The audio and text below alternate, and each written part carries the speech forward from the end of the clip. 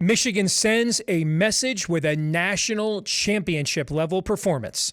Next on this week's episode of Michigan Podcast. But there's going to be one team that's going to play solely as a team. No man is more important than the team. No coach is more important than the team. The team, the team, the team. Looks deep for Anthony Clark. Waits for it. Hit. Caught. They said you can't beat Ohio State. Now what? Brady gets terrific. Throws it. Get it. Touchdown. Knight again. Schultz just before Brazil got him. And a leaping interception by Woodson. Harbaugh back to throw over the middle. Caught by Collier at the 5 on his feet. Touchdown, Michigan. On its way. It's good. He's 5'7", 179 pounds, a junior at Michigan. But Jamie Morris packs a wallop, and he delivers for Bo Schembechler. And here's your first play. Pressure coming. Sack. It is Glenn Steele, number 81, who fought his way through the traffic. Option. And Robinson calls his own number, and he's going to score. Oh, an easy touchdown for Robinson and Michigan.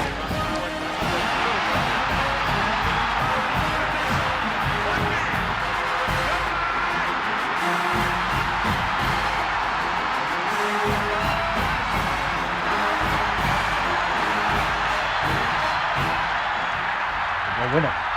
We're going to win the championship again because we're going to play as a team. And when we play as a team and the old season is over, you and I know it's going to be Michigan again. Michigan.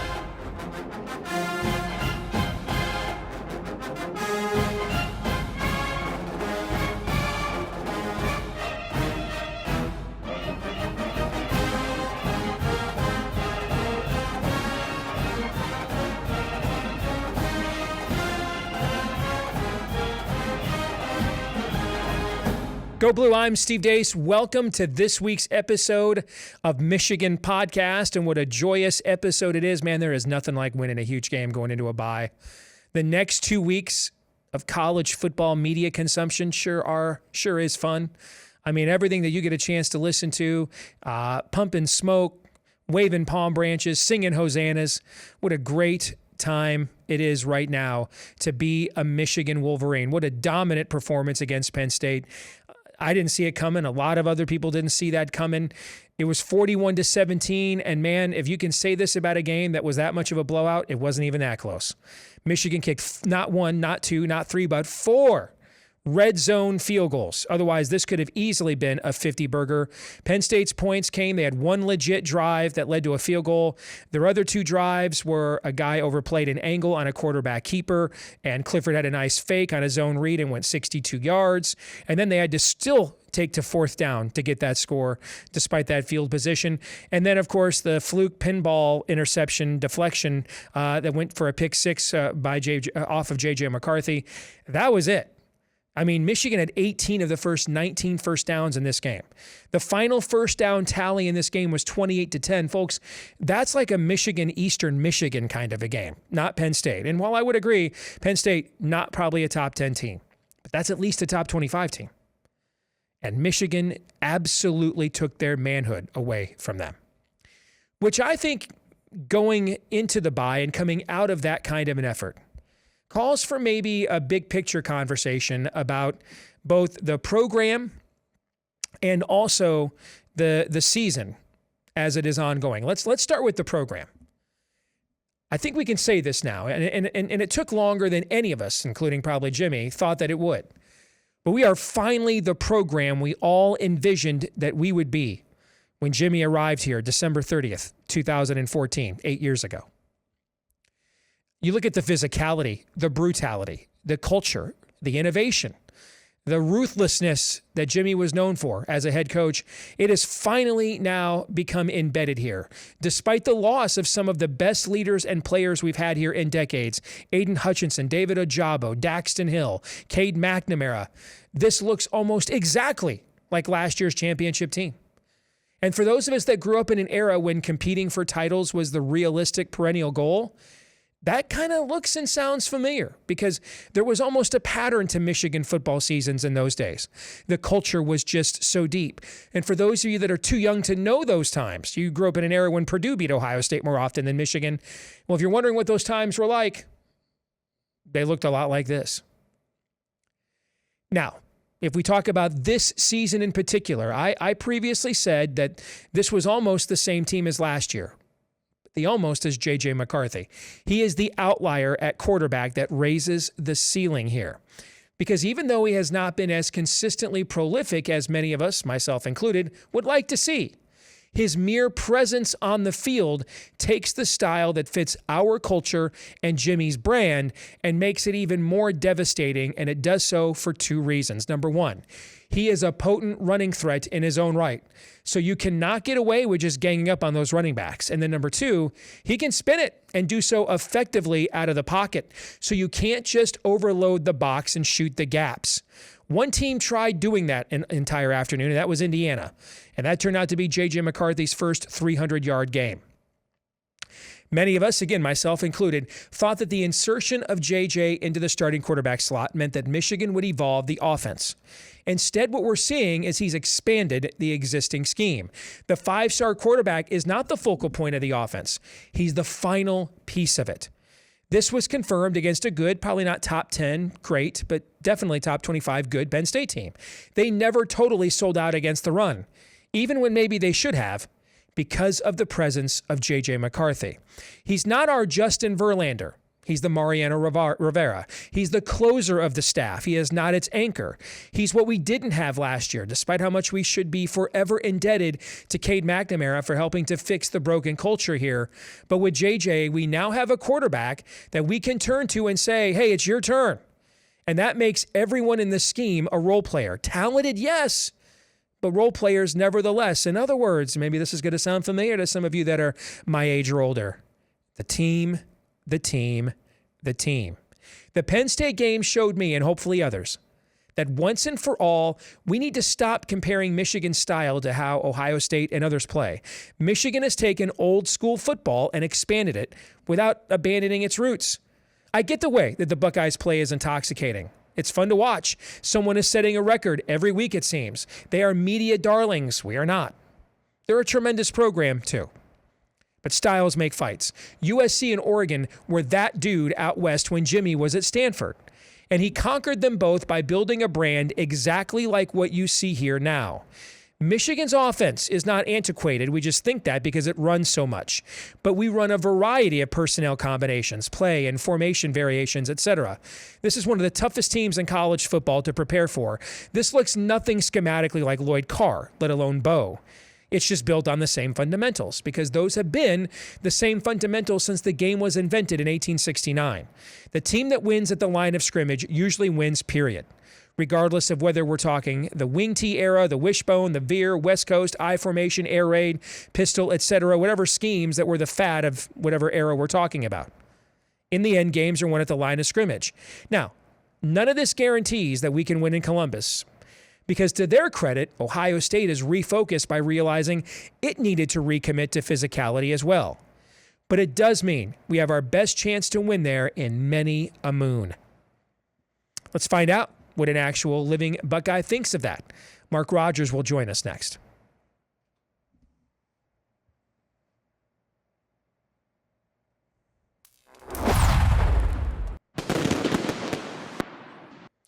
Well, you've heard what I think. Let's find out what our good friend and perhaps the world's only reasonable bucknut thinks. Mark Rogers, who has a fantastic channel here on YouTube, the voice of college football, correspondents and stringers all over the country. You don't want to miss it. Great information for the greatest sport on earth. It is good to have you back, Mark. How are you, brother? Steve, I'm doing well. Looking forward to the rest of the season in November football. Should be fabulous in the Big Ten. Of course, we've only got 3 games that matter, and 1 is already in the books, decidedly, and we've got 2 to go. So you picked Penn State to pull the upset on the show here last week, and you weren't alone. There were, frankly, a lot of smart people in the punditry across the country that did. I know a lot of sharps that I follow that gamble on football and sports for a living. They picked Penn State as well. The game did not go in terms of dominance the way I think anybody thought that it would. If there was ever a game where you could say it was 41-17 and it wasn't that close, this, without trolling or talking smack, this would be it. I mean, Michigan left a lot of points on the field, kicked 4 red zone field goals in this game, had 18 of the first 19 first downs in this game. Michigan finished with a 28-10 first down advantage. That's usually, playing Akron or somebody in the MAC, not a top 10 team or even a top 25 team in the Big Ten. Hell, not even really a lot of teams in the Big Ten. So as you watched this unfold on Saturday and then the end result, you thought what? Well, first, most importantly, Steve, we've got to clear up the prediction record. I'm very guarded about my prediction record. Yes, you put me on the spot. I picked Penn State on Tuesday. I picked Michigan officially. Yes. There was just too much going in Michigan's advantage win column heading into that. The things that I think I outlined why Michigan was the logical pick, but I was just kind of leaning Penn State at that point. I guess Ohio State fans, the wise ones, are starting to take notice because it was a foregone conclusion for Ohio State fans leading into this season.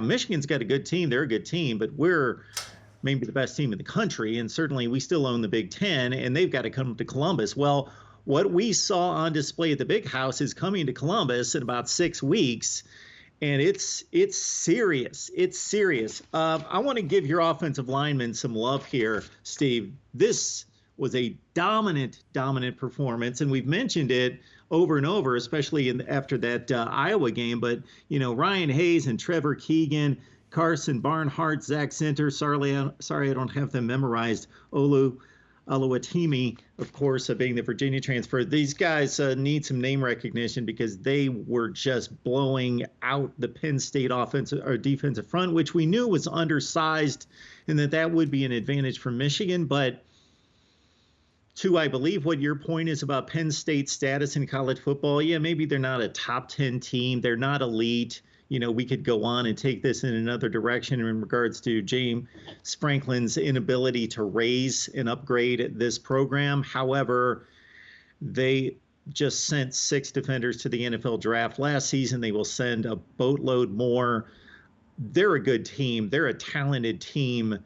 And Michigan just destroyed them, obliterated them, just dominated physically, schematically, in every such way possible. That the matchups that I talked about last week that I really wanted to see, wide receiver, defensive back play on both sides, really didn't factor into this because it was a bullying up front on both sides of the ball by the Wolverines. I think, and I talked about this before you came on, Mark, I think this cements something that I was talking with you, I think it was with you about a week ago, that I think what happened after 2020 and the disaster of that season, when frankly Jim Harbaugh should have been fired.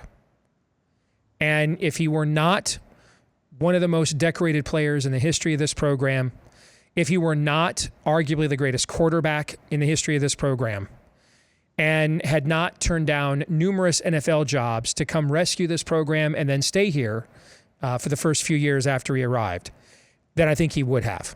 The exact same profile, somebody that was not such a vested, beloved member of the family, no way he gets a chance to rebound. But he was given that chance. And I think what he did in response to that is did some soul searching and realized, I've kind of tried everything here to beat Ohio State and get over the hump, except what I really do best. And I think he went to the Stanford blueprint. I think he recognized, last year, I told you last year, I chuckled at Josh Gaddis winning the Broyles Award for what? Running Jim Harbaugh's offense? Wrong. Michigan assistant got that award. And you're seeing that now at Miami with him down there, okay?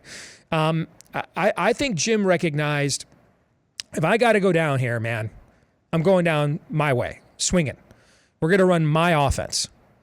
And I think that what he did at Stanford, why try to recruit with Pete Carroll and Chip Kelly?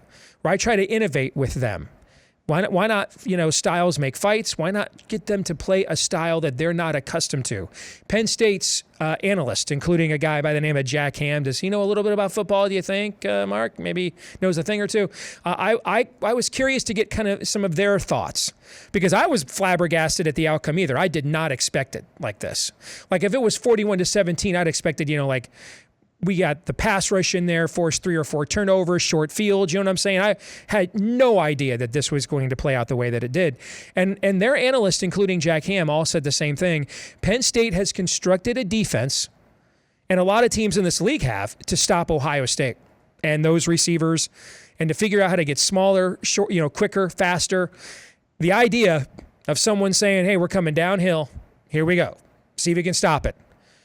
They just don't have a lot of guys with a lot of junk in the trunk, to, use an expression, to plop down in there to occupy a couple gaps. And there's not a lot of teams in college football that kind of do.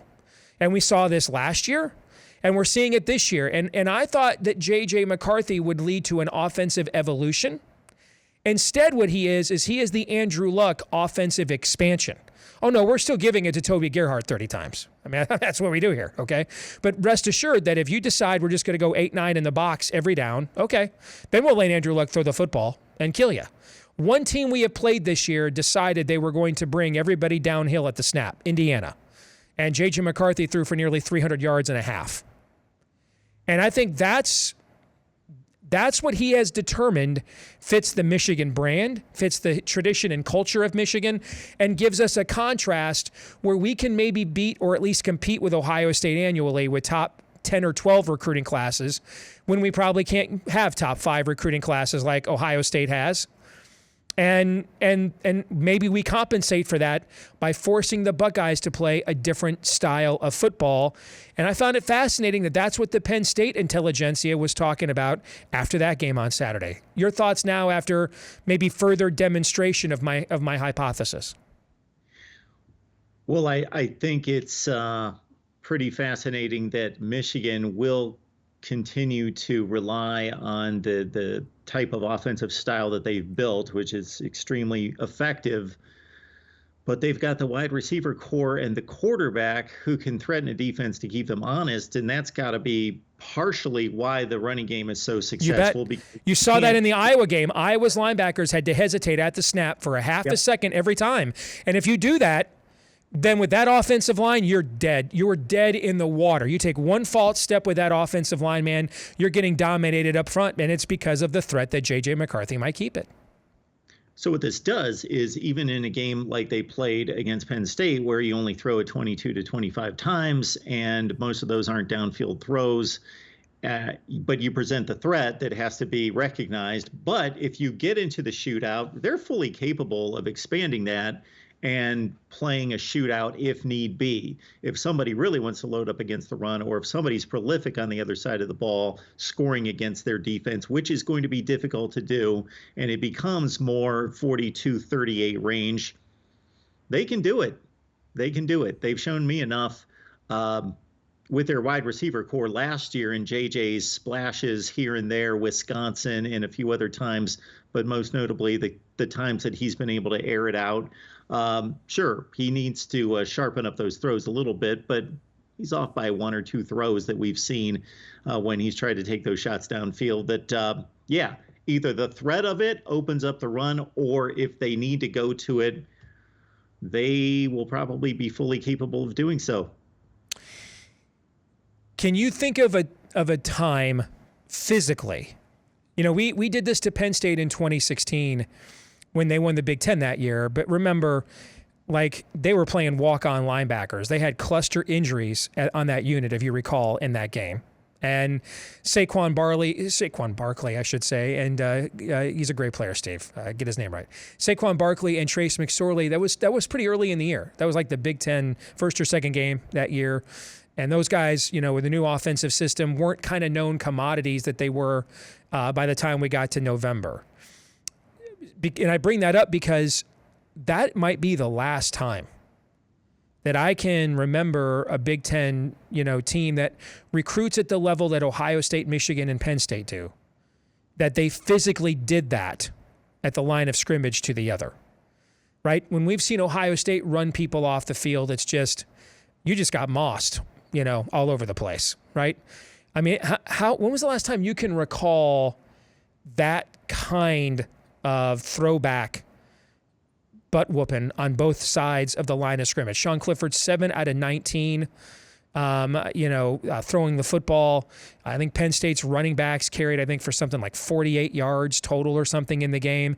So the dominance was on the other side of the line of scrimmage as well, Mark.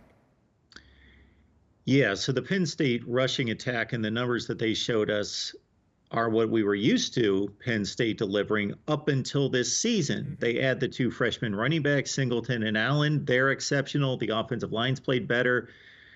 I know Auburn's not what they typically are along the defensive front, which has been a top 5 defensive front in college football the past 5 or 6 years. But Penn State goes down there and lays 245 on the ground against them, and they can do nothing. The Sean Clifford numbers that you raise seem to speak to the average college football fan. Sean Clifford detractor would say, well, yeah, Sean Clifford's no good. He went 7 of 19. Watch the game. He was chucking the ball. He was just getting rid of it. He had no chance in that game. As you well know, Penn State pulled off 2 plays in the first half of the game to stay close, of course. Smoke and mirrors. Man, I was trying to think back to Ezekiel Elliott rushing days, but those were mostly, well, I guess in the playoffs. I guess even though the score was more egregious, I don't know that the dominance was more when Ohio State laid waste to Wisconsin 59-0 in the Big Ten championship game, and Zeke Elliott started his run of 230-yard rushing days. That's the first thing I can come up with. So whether we're talking 2014, that championship game there that year, or 2016, the Michigan-Penn State game that I cited, we're going back a ways. At least we're going back a few years since we saw this kind of molly-whopping. Thoughts before we get out of here, because we'll have plenty of time to next week to preview the game against Michigan State. If I had to guess, knowing how terrible its secondary is, again, Michigan State is going to be the first team to say, other than, or maybe the second team to say, besides Indiana, you know what, we just can't let you do this to us all game long. And our secondary sucks anyway, so we got to take something away. All right, and if J.J. McCarthy throws for 400 yards against us, so be it. But we just can't sit here as an in-state rival little brother on national TV, primetime at night, and let you just run the ball down our throats and take our manhood away from us for 300 yards. So get the J.J. McCarthy highlight tape ready to go. If I had to guess, that's what Sparty will do, but we'll talk about that next week. Let's talk about Penn State. And where do you think they go from here now?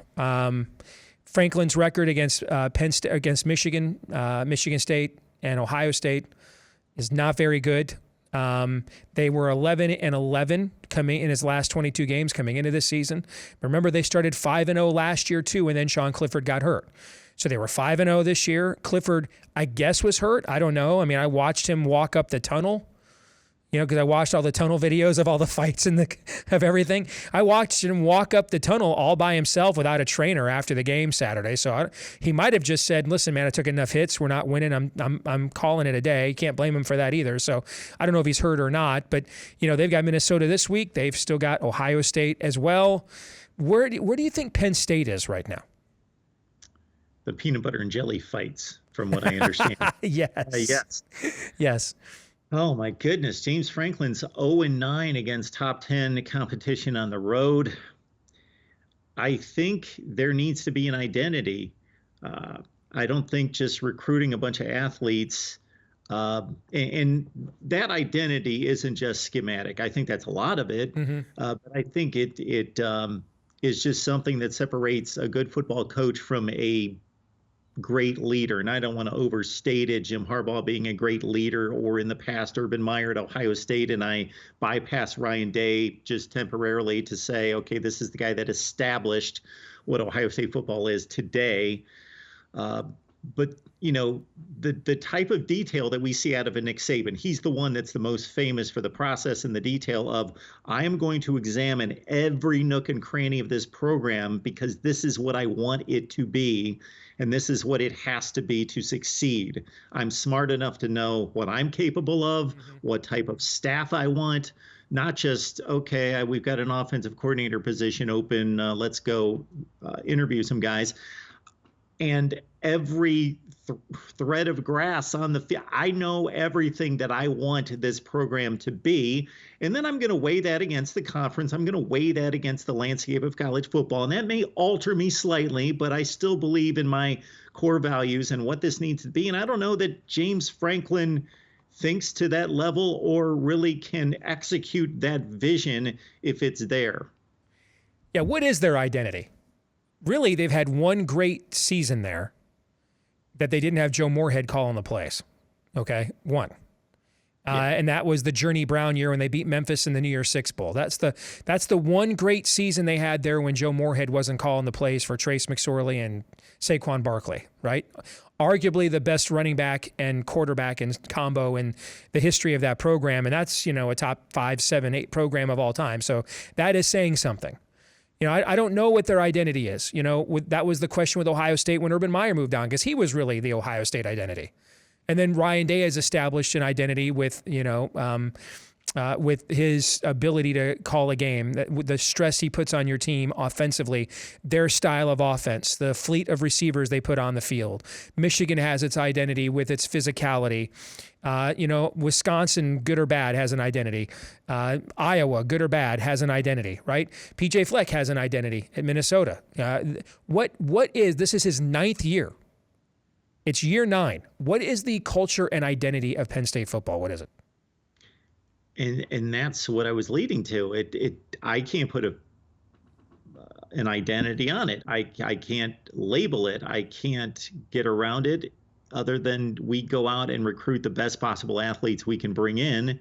And when we throw them on a field together and call plays, that they'll be successful. But that's not an identity. That's not a culture.